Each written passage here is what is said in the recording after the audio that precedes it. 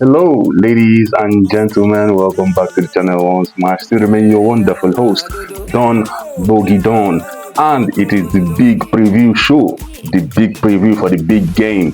It is the CAF World Cup Qualifiers playoff finals between Nigeria and DRC, Democratic Republic of Congo. This game is happening on Sunday. It will take place on Sunday, 8 p.m. in Morocco, and it will be happening at the Stade Prince Moulay Abdal Stadium there in Rabat, Morocco, 8 p.m. Nigerian time. What a game! What a time to be alive. Super Eagles, we wish you guys all the best. So a quick recap of what happened in the semi-finals. Nigerian beating Gabon 4-1. Those goals coming from Ejuke, Akwa Dams, then Victor Osimhen with the brace. And of course, DRC beating Cameroon 1-0. That late goal coming from Chancel Mbemba. So, what do we expect from this game? I don't know. Let's go straight to the head-to-head of these two great teams. As you can see, the head-to-head, they have met 6 times in the past. DRC, of course, winning 3 times. Nigeria winning twice, and a draw. That draw coming in 2018. That was the last time we played. That was a friendly between Nigeria and DRC in 2018 in May 2018.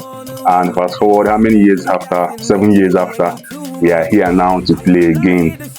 Judging from the head-to-head, of course, DRC have an upper hand because they have won 3. But what do you expect from this game? I don't really know. Let's look at the form of the two teams. Nigeria having the best of forms, having won 4 games out of 5, their last 5. That draw coming against South Africa. DRC also having won how many? Having won 4 and lost 1, and they are on a clean sheet run. 3 games they haven't conceded. A good one for them. Their defense are so strong. So a recap of what happened in the group stages. As you can see the table, DRC finishing second behind Senegal, and Nigeria finishing second behind South Africa. So that was how they finished, and that moved them to this table now, the best of the second placed team. So it is the best second place team against the 4th best second place team, Comgo against Nigeria. So what do we expect from this game? Where do I begin from? Okay, let's look at the Super Eagles. Unfortunately, Ndidi picked up a yellow card, and that means he will be missing from this game.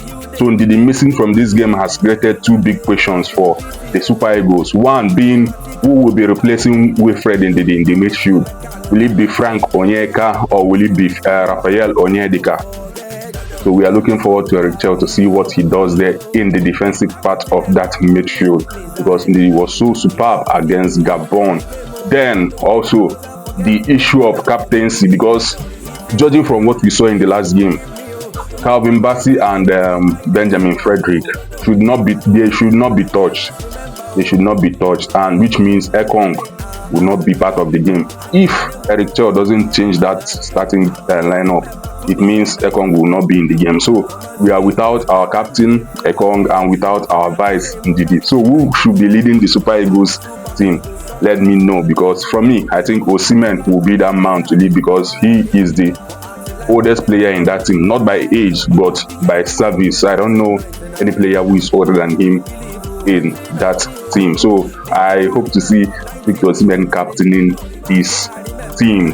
And which other thing are we looking towards to? Then this issue of lasers.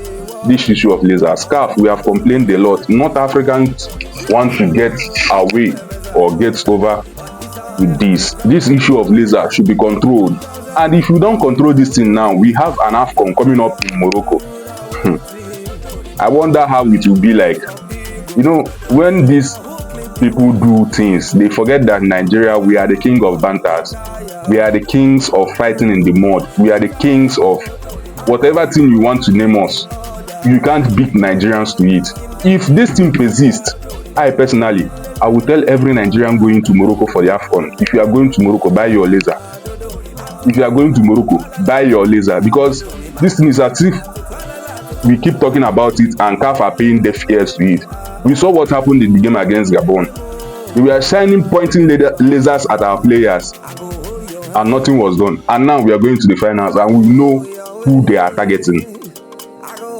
It's as if the whole of Africa is against Nigeria qualifying for this World Cup. We know who they are, and if it persists again, going to this AFCON, all Nigerians, if you are going to Morocco, buy your laser, enter the game with it. If by God's grace I see funding to go to Morocco for this AFCON, I will buy my laser, 2 hands, I will carry it, enter that stadium.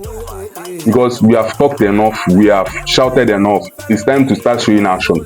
By the time everybody uses lasers in this AFCON, then CAF will have to respond, because it's getting out of hand. It's really getting out of hand.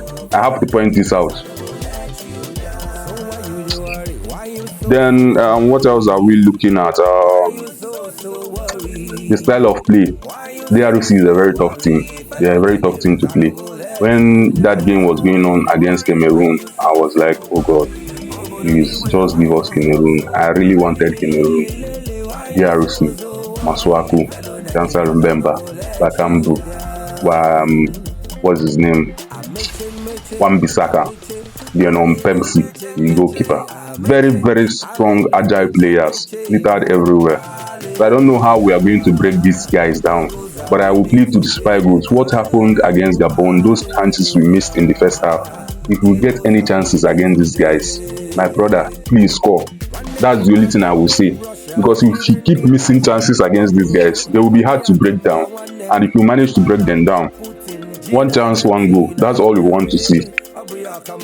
If not, Super Eagles, I don't know. I don't really know.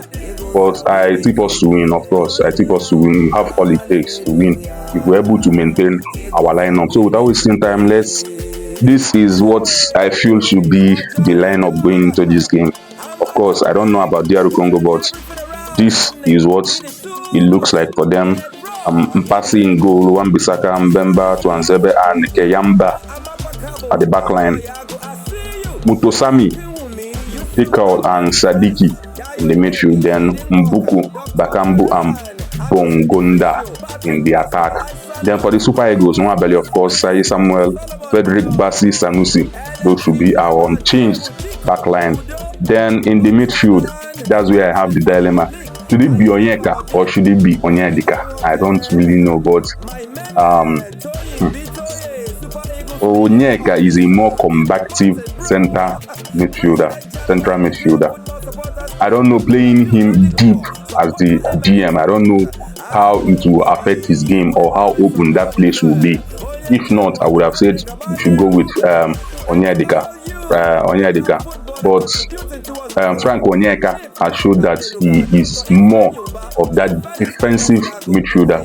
If he can just sit there, just do the basic, just sit there, don't join the attack, just sit down there, I believe Frank Onyeka should be doing the job. So for the lineup, I will have Frank Onyeka there sitting in the midfield.